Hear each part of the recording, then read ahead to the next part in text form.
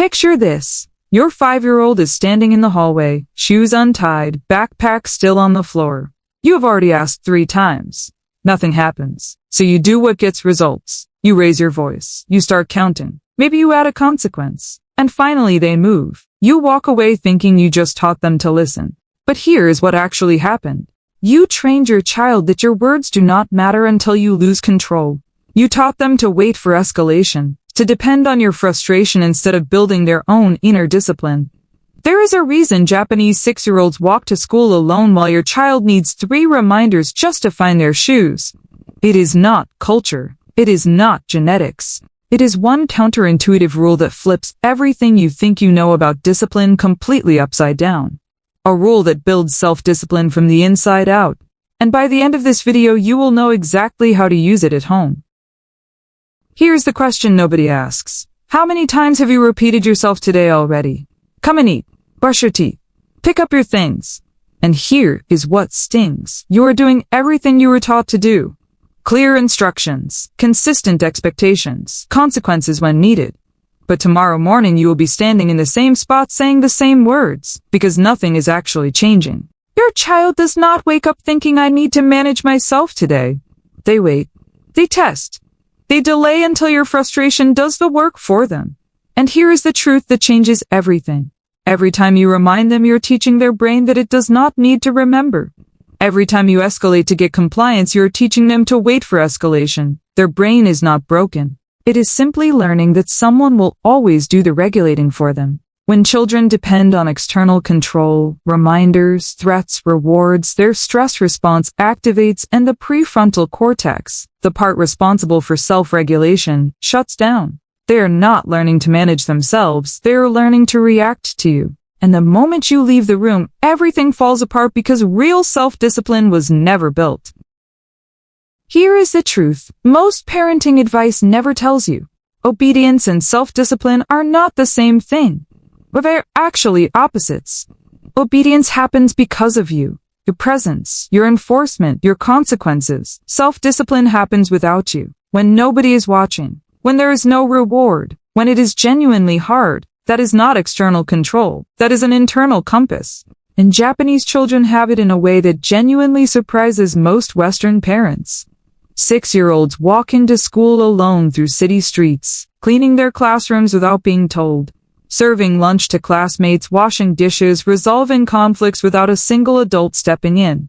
No sticker charts, no consequences, no reminders. They simply do it. And this is not cultural magic. This is neuroscience. This is how every human brain builds genuine self-regulation. It works because of one principle called Shitsuke. The word means teaching the body. Not controlling behavior, not commanding obedience. Teaching the body to regulate itself from within. You do not build strength by watching someone else lift weights. You lift them yourself. Your body learns through repetition and practice. Discipline works exactly the same way. You cannot build self-regulation in your child by doing it for them. Their brain has to practice it. Their body has to learn it. You do not command discipline, you grow it.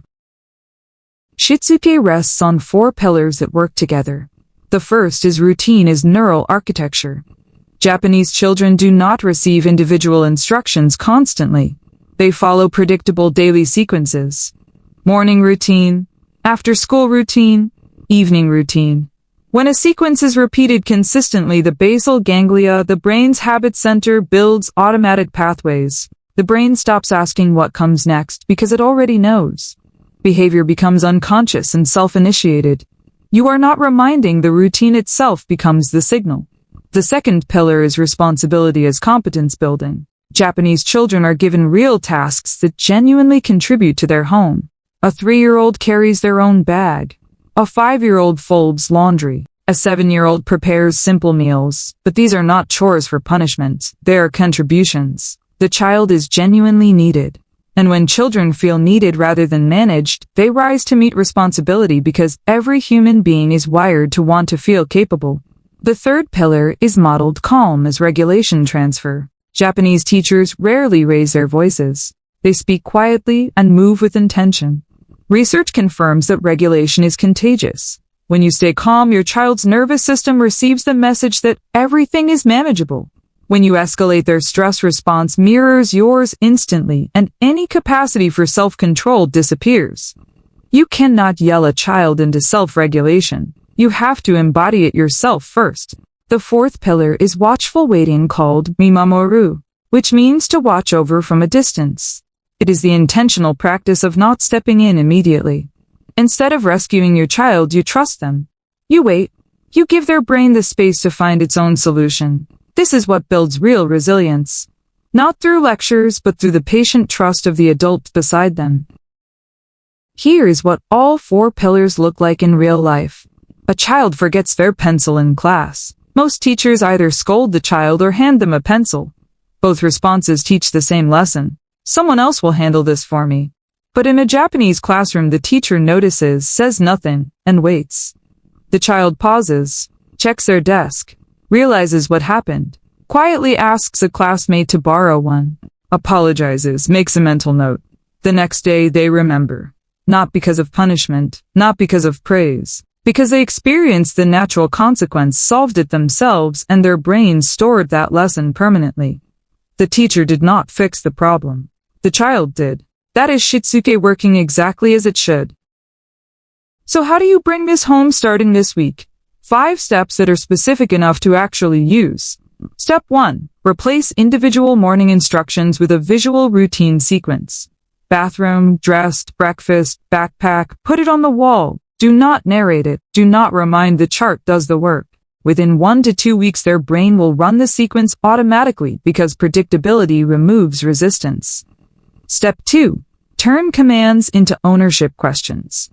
Instead of put your shoes on, ask what is next in your morning routine. Instead of clean your room, ask your space needs care. What is your plan? When you give a command, a child's brain goes reactive. When you ask an ownership question, you activate their thinking brain and make them the author of their own action.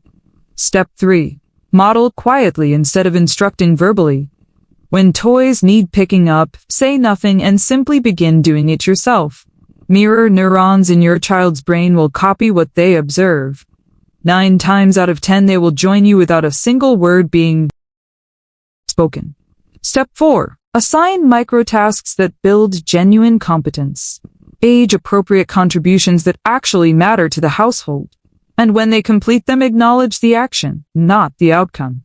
You remembered your job. I noticed you helped without being asked. This builds internal motivation instead of dependence on your approval. Step 5. Check your own regulation before responding to anything. Pause. Notice your own state, because your nervous system is setting the tone for your child's in every single moment, whether you realize it or not. If this sounds like too much to change at once, it is. So choose one step. Just one. Create the morning routine chart. Give your child one real responsibility. Start quietly modeling instead of instructing. Begin small and stay consistent, because discipline is not something you force onto a child. It is something their brain grows through routine, through responsibility, through the calm you model, and through the trust you give them to solve their own problems.